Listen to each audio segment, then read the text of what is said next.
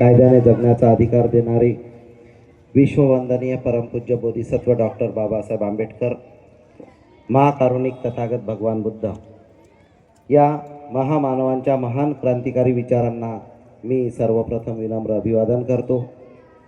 या पंचशील धम्मयात्रेच्या धम्ममंचावर उपस्थित असलेले आदरणीय भिक्खू संघ, या समितीचे ज्यांना जेवायला जायचं असेल त्यांच्यानी दोन दोनच्या लाईनीमध्ये जेवण करून यायचं आहे। एखाद्यामुळे गर्दी करायची नाही आहे।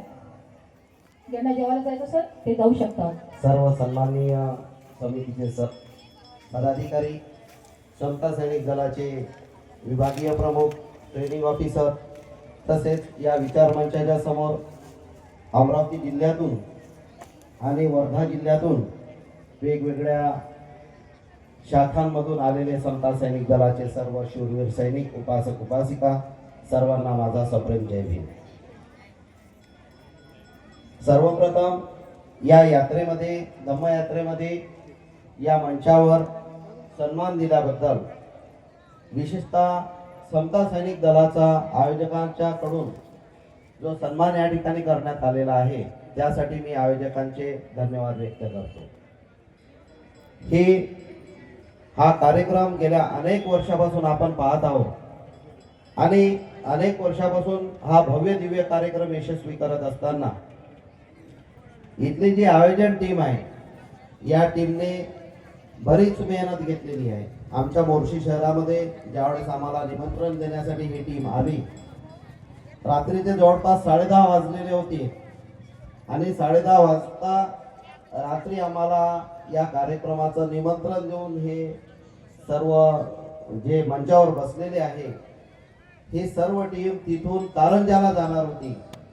जे रात्र दिवस, थंडीचे दिवस न पाहता एवढी मेहनत घेऊन हा कार्यक्रम या ठिकाणी यशस्वी करून दाखविला, त्यासाठी या सर्व आयोजन समितीला हे धम्म कार्य पार पाडण्यासाठी अधिक मानसिक आणि शारीरिक बळ प्राप्त हो अशी मी त्यांच्या प्रति मंगल कामना व्यक्त करतो समता सैनिक दलाच्या वतीनं।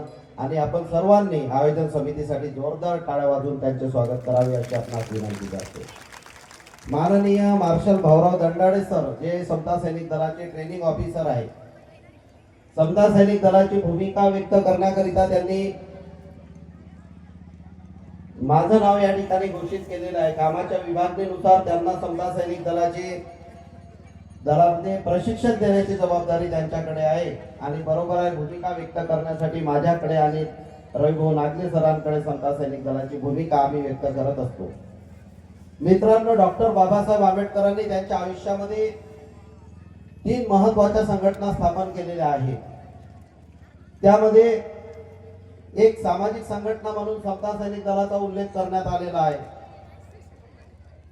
एक धार्मिक संघटना म्हणून भारतीय बौद्ध महासभेचा उल्लेख करण्यात येतो आणि राजकीय क्षेत्रामध्ये काम करण्यासाठी बाबासाहेब आंबेडकरांनीच रिपब्लिकन पक्षाची सुद्धा संकल्पना आपल्याला दिलेली आहे। त्यामधलं समता सैनिक दल समाजाला एक सुरक्षा कवच निर्माण करून देण्यासाठी, या समाजातील तरुणांना